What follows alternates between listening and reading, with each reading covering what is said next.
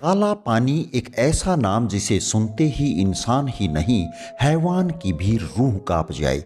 अंडमान निकोबार द्वीप की राजधानी पोर्ट ब्लेयर में बनी ये जेल सेल्यूलर जेल के नाम से जानी जाती है। जब अंग्रेजों को लगा कि विद्रोहियों की संख्या दिन ब दिन बढ़ती जा रही है, इतना दुभर बना देता था कि कैदी जीने की बजाय मौत को महफूज मानता था। फ्रीडम फाइटर्स के साथ तो ये अत्याचार बेहिसाब होता था। कड़ी मार के चलते कैदी कपड़ों में ही शौच कर देते थे। द्वीप के इतिहास के एक काले अध्याय को जीवंत कर देता है।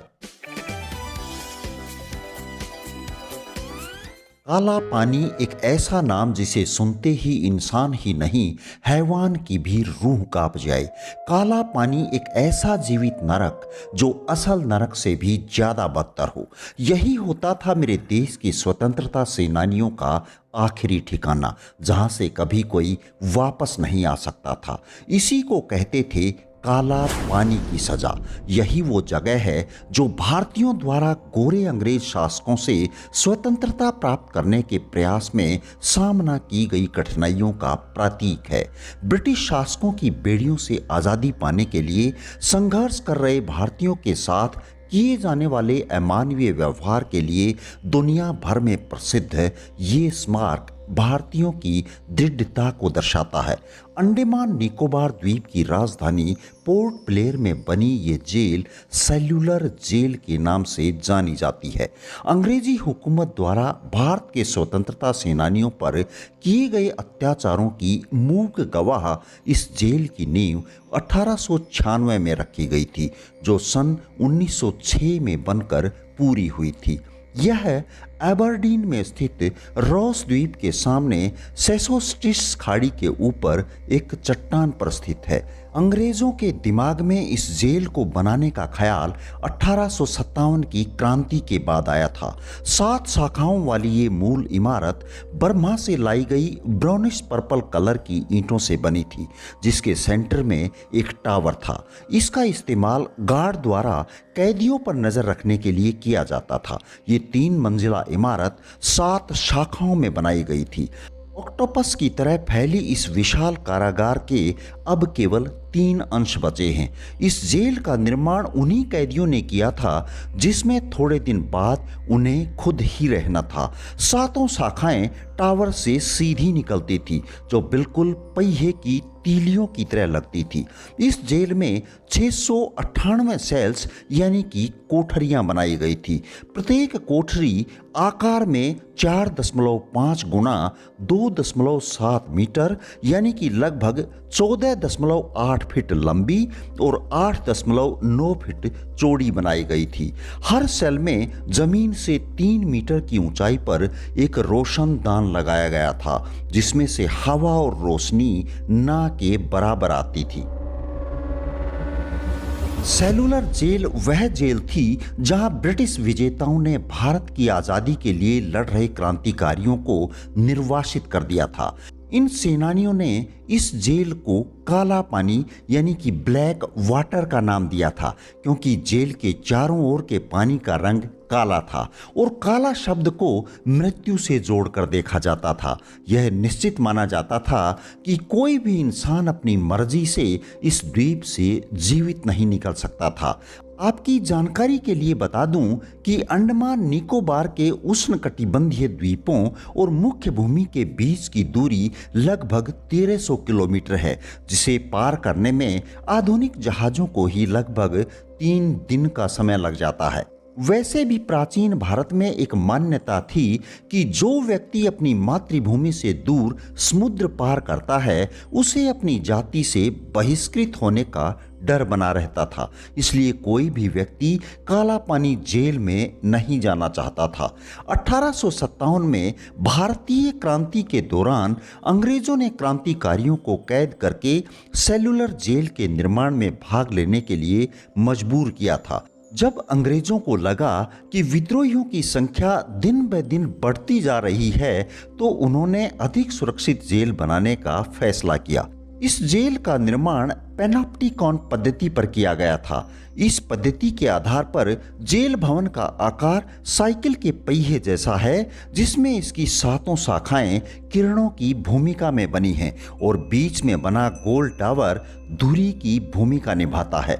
इसका डिजाइन इस तरह से तैयार किया गया था कि एक विंग की सेल्स का दूसरे विंग की सेल्स के साथ किसी भी तरह का विजुअल कांटेक्ट नहीं हो पाता था, ताकि यहाँ पर निर्वासित कैदी एक दूसरे से संवाद ना कर सकें।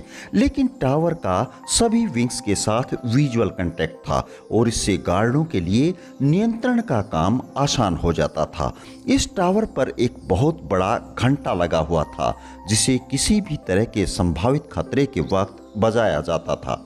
1941 में आए भूकंप के कारण जेल की इमारत को बहुत नुकसान पहुंचा था, इसलिए जापानी कब्जे के दौरान जेल के 2 विंग्स ध्वस्त कर दिए गए थे। इसके बाद भारत की आज़ादी के बाद जेल के 2 और विंग्स को ध्वस्त कर दिया गया।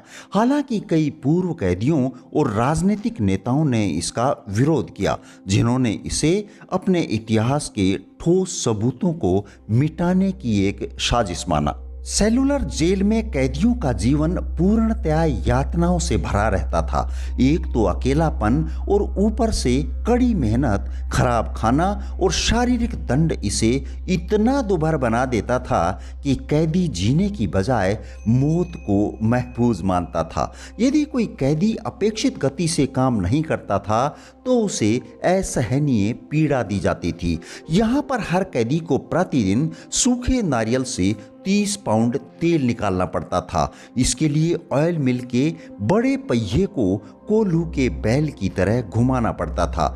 नारियल के छिलकों को लकड़ी के हथौड़ों से पीट पीट कर कपड़ों के लिए इस्तेमाल होने वाला रेशा निकालना पड़ता था। फ्रीडम फाइटर्स के साथ तो ये अत्याचार बेहिसाब होता था। उनको नारियल के रेशों से बनी ड्रेस पहनाई जाती थी, दीवार के साथ बांध दिया जाता था और कोड़े बरसाए जाते थे। हाथ ऊपर करके 7-7 दिनों तक चेन से बांध दिया जाता था। पाँव में हॉरिजॉन्टल रोड डाल दी जाती थी ताकि इन्हें हिला भी ना सकें।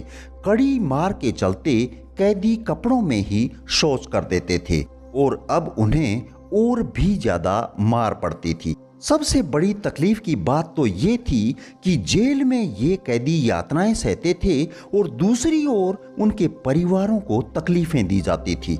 उनके घर, जमीनें और सामान को कुर्क कर दिया जाता था। अंग्रेजों के डर से गांव वाले भी इन कैदियों के परिवार वालों से बात करने में डरते थे। खाने के नाम पर दाल का मटमैला पानी दिया जाता था। नाश्ते में चावल की कांजी दी जाती थी। सड़े हुए अनाज की रोटियां और घास फूस की सब्जी दी जाती थी। जेल की कोठरियों में शौचालय की सुविधा नहीं होती थी। हर कैदी को 2 मिट्टी के बर्तन दिए जाते थे, जिनमें से एक का इस्तेमाल खाने के लिए और दूसरे का इस्तेमाल शौच के लिए किया करते थे। हर मौसम में कैदी को फर्श पर ही सोना पड़ता था। अगर कैद के दौरान किसी कैदी की मौत हो जाती थी तो उसे पत्थर बांधकर समुद्र में फेंक दिया जाता था। कैदियों के साथ कठोर व्यवहार का उद्देश्य उन्हें शारीरिक और मानसिक रूप से थका देना था। वैसे तो इस जेल से भागना मुश्किल था, मगर कोई कोशिश भी करता तो या तो गहरे पानी में डूब जाता था या फिर उसको पकड़कर फांसी दे दी जाती थी। कैदियों के पास इस सारी अव्यवस्था के खिलाफ विरोध जताने का एकमात्र तरीका भूख हड़ताल थी। लेकिन इस पर भी जबरन नाक में प्लास्टिक की ट्यूब ठूंसकर उसमें दूध, चीनी और अंडे का घोल डाल दिया जाता था। कई बार तो ये घोल कैदियों के फेफड़ों में चला जाता था और उनकी मौत हो जाती थी। इनकी डेड बॉडीज को पत्थरों से भरे बैग के साथ बांधकर डुबो दिया जाता था ताकि ये ऊपर तैरती हुई नजर ना आए। आयरिश जेलर डेविड बेरी, जो अपने आप को पोर्ट ब्लेयर का भगवान मानते थे, कि निर्दयतापूर्ण निगरानी में ये एक ऐसी आजीवन कारावास की सजा थी जो सबसे भयानक थी। वीर विनायक सावरकर ने तो इसे जज ऑफ डेथ यानी कि मौत का जबड़ा कहा था। सेलुलर जेल की कहानी अंग्रेजों के साथ खत्म नहीं हुई। 1942 में जापानियों ने अंडमान द्वीप समूह पर कब्जा कर लिया और जेल का इस्तेमाल ब्रिटिश सैनिकों को बंदी बनाने के लिए किया गया। ये भाग्य का खेल था और 1979 में प्रधानमंत्री मोरारजी देसाई ने इसे राष्ट्रीय स्मारक घोषित कर दिया। आज सेलुलर जेल या काला पानी उन सेनानियों के सम्मान में एक स्मारक है जो ब्रिटिश आक्रमणकारियों और विजेताओं से भारत को आज़ाद कराने के लिए क्रांतिकारी संघर्ष में भाग लेते हुए कैद किए गए, प्रताड़ित किए गए या फिर फांसी के फंदे पर लटका दिए गए। कारागार की दीवारों पर शहीदों के नाम लिखे गए हैं। वहां पर एक मेमोरियल और एक हॉस्पिटल बना दिया गया है। द्वीप पर आने वाले किसी भी गणमान्य व्यक्ति के लिए पहला पड़ाव जेल के अंदर शहीद स्मारक है। कोड़े मारने की जगह है, तेल मिल और यातना के अन्य उपकरणों के साथ साथ ध्वनि और प्रकाश शो का नज़ारा द्वीप के इतिहास के एक काले अध्याय को जीवंत कर देता है। And that's the story of cellular jail. दोस्तों, अगर आपको इतिहास में गोता लगाने में मज़ा आया तो इस वीडियो को लाइक करें, अपने दोस्तों के साथ शेयर करें और यदि चैनल पर नए हैं तो सब्सक्राइब अवश्य कर लें। चलिए फिर मिलते हैं ऐसी ही किसी शानदार वीडियो में। धन्यवाद। जय हिंद, जय भारत।